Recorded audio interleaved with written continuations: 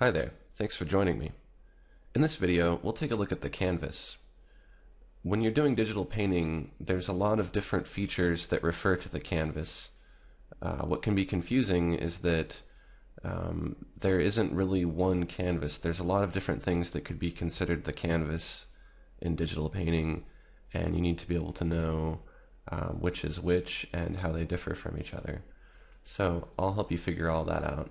First of all, if you've just opened Corel Painter and you don't have anything open at all, then you're probably wondering where to start, and you would go to New, and you could, pick any kind of canvas size you want. Just so we're all working on the same thing here, where it says resolution, set it to 300 pixels per inch, and then set your width and height to 10 by 8 inches. And the rest of these settings, don't worry about them. We'll go to OK. And now we have a canvas. Now we're going to go to Canvas and Resize up here in the menu. And we'll take a look at the inches here by switching these two settings to inches. So what we've established here, first of all, and this is where you have to start when you're going to do a painting, you have to decide, how do I want my canvas sized? And you're specifying here print dimensions, or you could specify the dimensions in pixels, so how it would appear on a screen.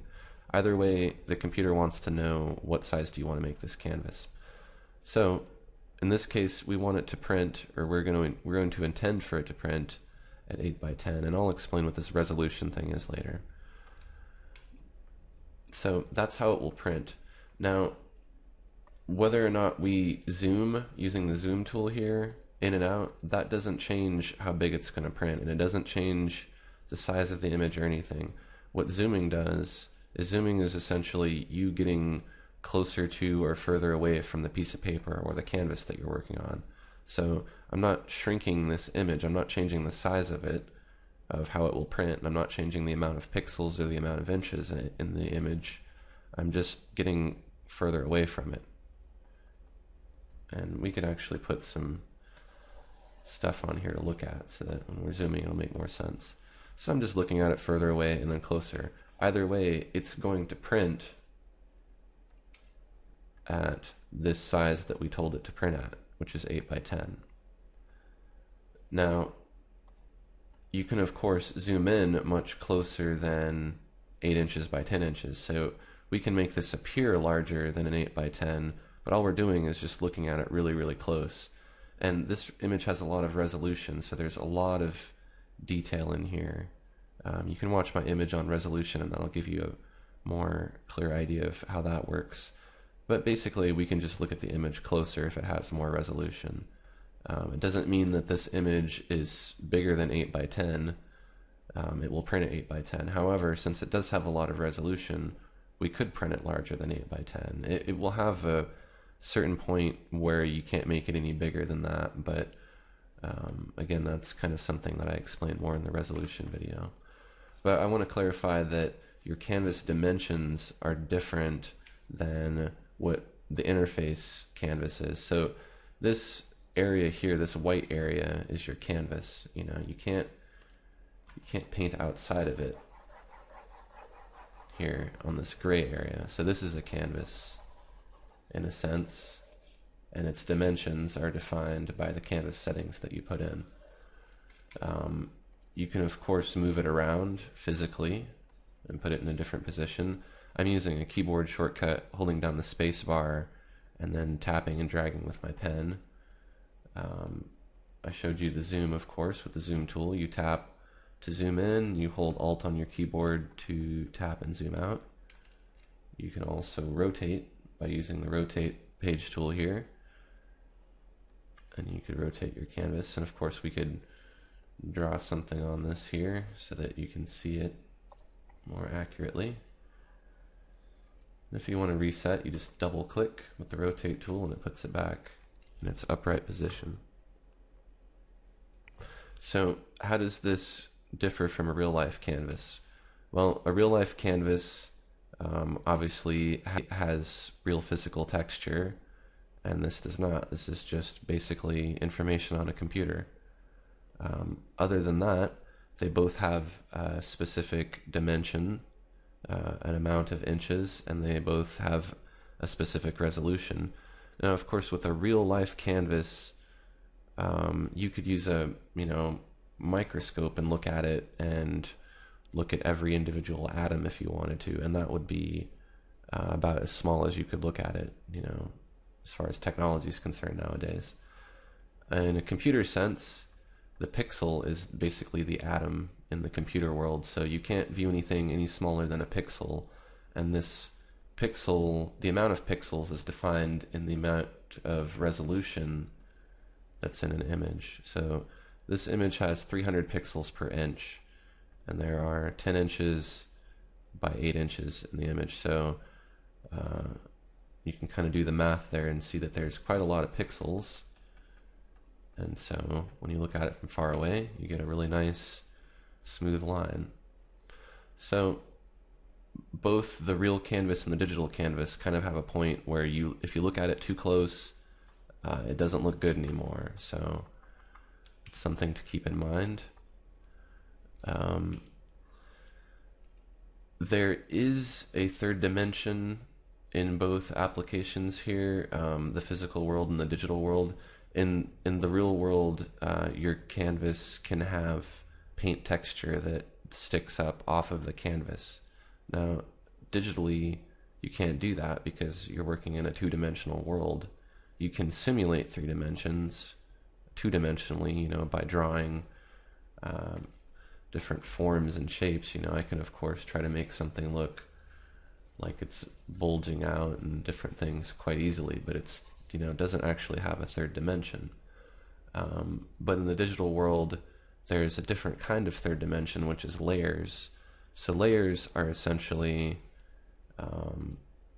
if you think about there being the 2 dimensions of the up and the down and the left and the right, well, the layer is the third dimension. It's in front of you, closer to you or further away from you.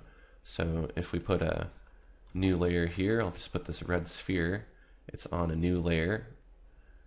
A layer is just, you could think of it like another canvas on top of your canvas, almost. So I have this layer that I can move around. I can make another layer, a blue sphere. Let's make a brighter blue that we can see, something like this. This is also a layer, and this layer is on top of the red layer. And you can change the layer order. If I wanted to move this blue ball behind the red ball, I could just move the layer order, and there you go. So this is kind of your third dimension in the digital art world. It kind of compares to working with a traditional canvas and being able to put different layers of paint on that canvas and things. So I have a really extensive description of layers in another video that I will put in the description here for this video. If we wanted to resize or reshape the canvas, it's generally recommended to not do that after you've already been painting. You can of course crop things a little bit if you wanted to crop something off, but you wouldn't want to try to really enlarge too much, because enlarging kind of just, it makes the image blurry. Reducing will destroy information in the image. It's fine to reduce, but you have to realize that if you've shrunk the image down, you can't then again blow it back up, because when you do, it'll get blurry. So it's kind of a one-way street there. So I've cleared the canvas here, and let's take a look, now that we've kind of gone over layers a little bit. There is a layer here by default whenever you make a new canvas. And by new canvas, I mean you go up here and you go to new and you make a canvas, which is the document that you're working in, basically.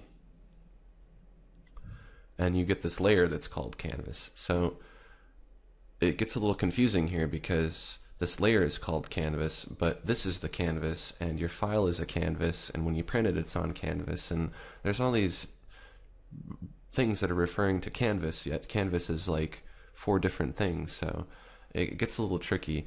This layer really is just the bottommost layer, so ignore that it says canvas, because any layer that you make here is on your canvas because this is your canvas. So don't let that confuse you. This might as well just be called layer 0 as far as I'm concerned. So just ignore that. The canvas is just the bottommost layer as far as it's concerned in this palette here. And you might have a bunch of layers here. Let's say we have this blue stuff, and we've got some yellow stuff, and I'll make some green stuff. These are all, of course, independent layers that we can move around. But let's say that maybe we wanted to just make them a single layer and no longer be individual layers. Then we would do something like we would go to layers and drop all. So there's this term here that's called drop to canvas, and what that means is it's going to take all of these layers and just essentially put them into a single layer on the canvas layer.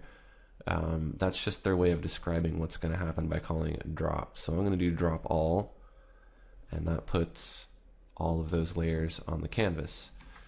I'm going to do an undo to put it back how it was. If I wanted to just put this blue layer here on the canvas, just move it to the canvas layer, the bottommost layer called canvas, then I would do a layer drop. And you can see it moved behind the other layers because it went from the top there all the way down to the bottom, and now it's on this canvas layer. Now another thing to note, if you hide the visibility of a layer here, which you can do by clicking this eyeball, it makes it go away temporarily. If you do that to the canvas layer, then you get this weird checkerboard pattern. What this checkerboard pattern represents is nothing. It's transparency, so it's invisible. So if you were to print this right now on something like, let's say, a red piece of paper, it would just still be a red piece of paper. Nothing would print on it. And of course the same thing with a white piece of paper or any other color. However, if we were to put something on it, on a layer, let's say we'll just get some red here, put this red blob. Now this red blob will print, but nothing else in this checkered area will print. There'd be nothing else there. So this is useful because if you wanted to print something and not have a white background like this, the only way to do that is to turn off this background layer, and then the computer knows that it wants you to print a transparent background instead of a white background, which is what you would get with this on. So it gets a little tricky. Probably for the most part, most of you are going to be not using this transparency feature at all, so you don't have to worry about it, but I'm just, kind of telling you what it is because you might be confused by it. So now you're probably wondering, do I even need to mess with all these layers? Because if you're just doing a painting on a real life canvas, there aren't really layers. I mean, there's obviously layers of paint, but you can't take them and rearrange them in ways that you can digitally. So some people might prefer just to work just on this one layer and to not make any additional layers, and that's totally fine. You can work just on the canvas, but what's important to know is that this is not your canvas. This is your canvas. This whole area here is your canvas, and it's a file, and it's a specific size. This is just a layer that's named canvas for no reason at all. It might, again, as I mentioned, might as well just be called layer 0 or layer 1. So don't let that confuse you. Don't think that if you are working with layers, or you're painting, or you're doing things and you're getting confused, that you only have to be somehow working with this here.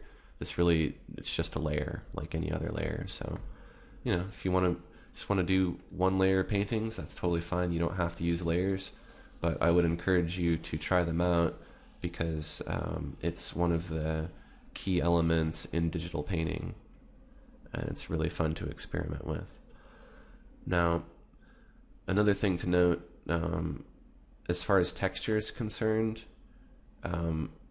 there really isn't any texture going on here by default because, again, this is pixel, so it's not made of a physical material.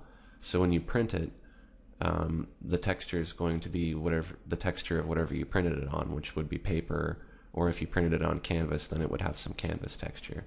You can simulate texture if you wanted to by using your papers here.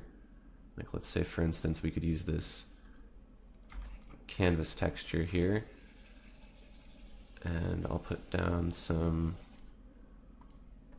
chalk, and if we zoom in we can see there's a really nice canvas texture. This is not a physical texture, it's just a two-dimensional pattern that looks like a texture.